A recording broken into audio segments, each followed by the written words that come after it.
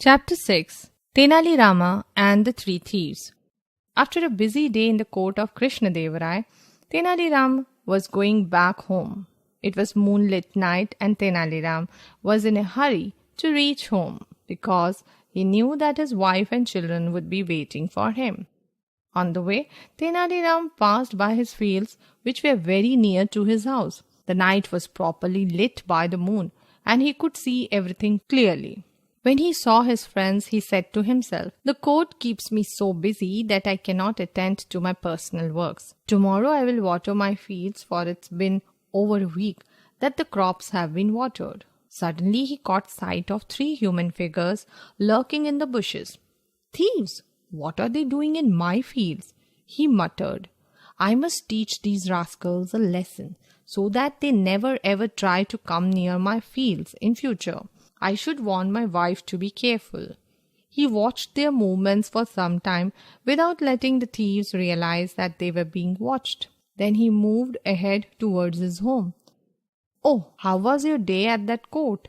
You are back home at last," his wife said when he came inside the house. "I was getting quite worried. Now freshen yourself as I warm up your food." To her utter surprise, Tenali Ram started yelling at her. He said in an angry tone, "Food, food, food. Is that all you can think of at a time like this, when our king is facing so many problems? The city is plagued with thieves. These rogues have become a headache for the administration. Everybody has been warned to take care of their valuables." "Oh my God, is it so? I was not at all aware of it," she said in a shocking tone. "What shall I do now? I haven't ever been locking the door. It is nice you have informed me about this. Now in future I shall take every precaution possible." Tenali Ram continued to shout at the top of his voice. "Do you realize what risks you have been taking? Everybody knows that I am a favorite courtier of the king and we are rich. It's God's blessings that the thieves have not paid their attention towards us. But we must take precautions now and hide all our valuables so that if ever the thieves come, they will find nothing worth stealing." His wife was confused to hear these words from Tenali Ram. She did not understand the reason behind her husband's panic, but she maintained her calm. "But where shall we hide the stuff?" she asked. "Give me some time to think," said Tenali Ram in a loud voice. "Oh, I have got a beautiful idea. The well? No thief will ever think of looking for it there. Look up all your valuables and ornaments inside a trunk, and I will throw it into the well in our field." The three thieves outside were listening to the conversation. They were thrilled. The leader of the gang laughed and said, "Tenali Ram thinks that he has all the brains in the world. Rest of the people are dumbheads. Today you have met your match, Tenali Ram. Now prepare yourselves to part with your valuables." Tenali Ram moved close to his wife and whispered in her ear, "There are some thieves outside listening to all that I am saying to you. I want to trick them. You just find an old trunk and fill it up with some heavy waste material and lock it. I shall carry it and throw it into the well in our field." Now his wife understood the reason behind such a commotion created by her husband. She looked around for something useless. She found a broken grindstone that she had kept to be used as a blocking object for the doors during storms. Lifting the grindstone with great effort, she put it inside an old trunk. Then she locked the trunk and told her husband in a loud voice, "All the valuables and ornaments are now inside the trunk. Take it and throw it in the well. You are really intelligent, and now our valuables will be safe." The leader of the thieves, overhearing their conversation, smiled at his accomplices and said, "Oh, intelligent Tenali Ram. We will show him his intelligence. He will soon be searching for his intelligence in the well. Not only in his own well in his field, but in all the wells of the empire." Tenali Ram dragged the trunk to the well and pushed it over the edge. The trunk fell into the well with a loud splash. Having done all as per his plans, Tenali Ram went back to his house for a sound night's sleep.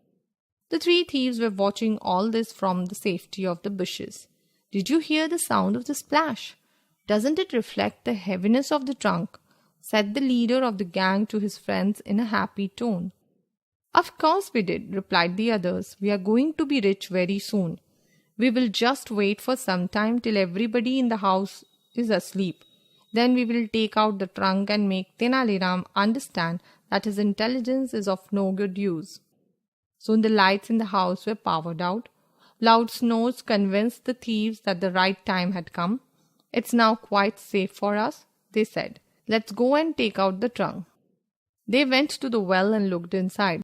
There's not much water in the well, one of the thieves said. But we will all have to lower the level of the water a bit before we go in for the trunk. Then we shall be able to bring it out easily. You are quite right, remarked the others. Ah, here's a rope and a bucket too. It's very thoughtful of intelligent Tenali Ram to have left them out here for our use. Let's start our work and accomplish our mission. We will be rich by tomorrow. They lowered the bucket into the well and drew it up full of water and poured it into the fields. This went on for the whole night. The thieves worked hard at it all night, dreaming happily of the riches they would soon be getting.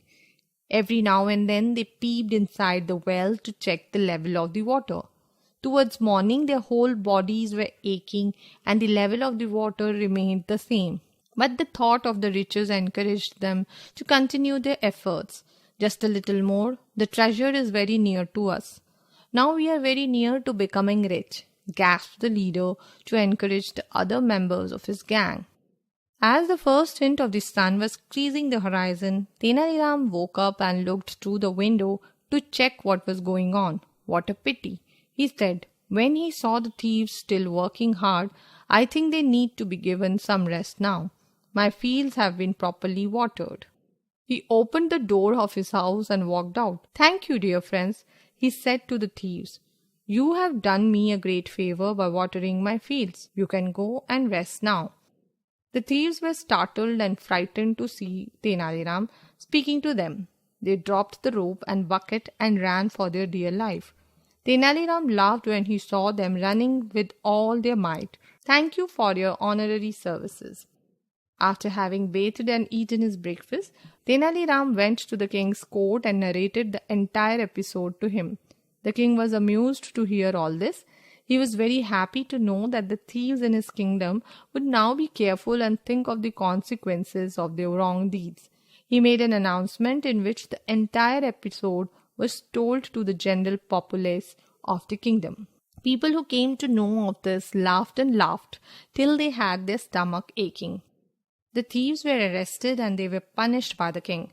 The punishment was to draw out water from the state well in the main square of the capital town of the kingdom for a week without